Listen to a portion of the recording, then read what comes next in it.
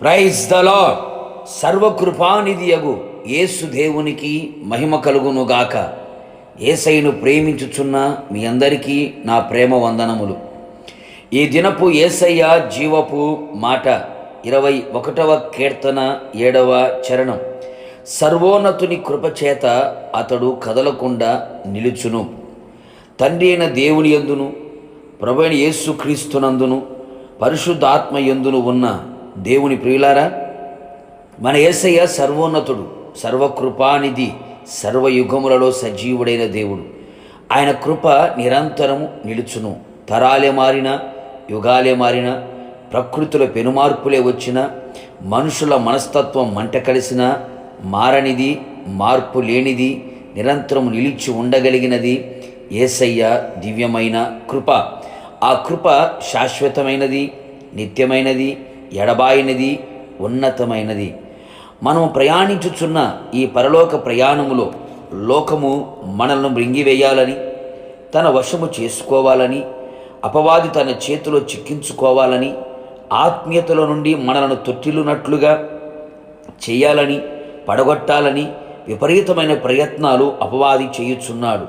దానికి కారణం వాడికున్న సమయం కొంచెమే గనుక మనలను కదిలించాలని ప్రయత్నించుచూ ఉన్నాడు. ఆత్మీయులైన మనమందరము ఆ సర్వోన్నతుడైన కృపచేత కదలకుండా నిలిచి ఉండేదము.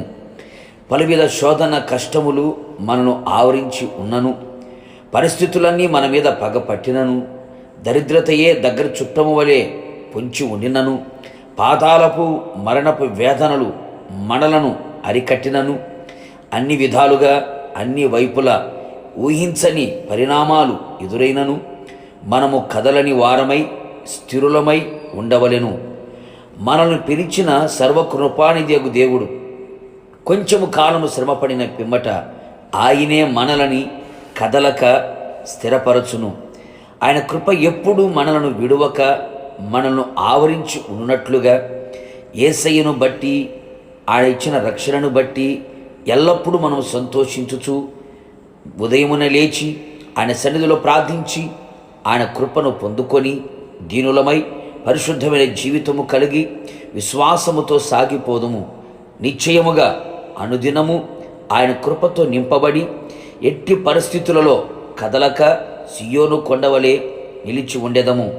కదలని రాజ్యము కొరకై నిరీక్షణతో ఆయన రాకడ కొరకు సిద్ధపడెదము. ప్రార్థన.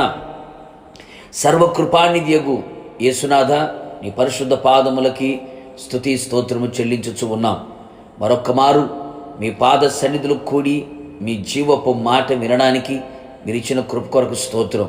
అవును ప్రభువా, ఈ ఆత్మీయ ప్రయాణములో, ఈ పరలోక ప్రయాణములో, ఈ యాత్రలో మేము కదలని వారమై మీ కృపచేత స్థిరపరచబడినట్లుగా మాకు సహాయం చేయండి.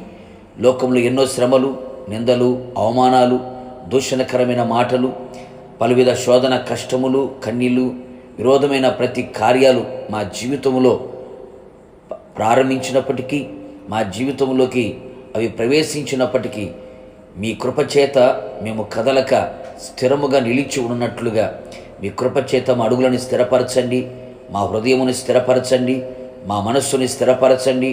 నిశ్చయముగా ప్రభువా, కదలని రాజ్యము కొరకు ఈ లోకములో మేము కదలని వారమై మీ వైపు చూస్తూ ముందుకు సాగిపోవడానికి మీ సహాయం ఆశ్చర్యరీతిగా మాకు అందించి మీ కృపచేత మమ్మల్ని ఆవరించి అంతము వరకు నడిపించమని యేసు నామములో వినయముతో వేడుకొనుచు ఉన్నాను నా పరలోకపు తండ్రి.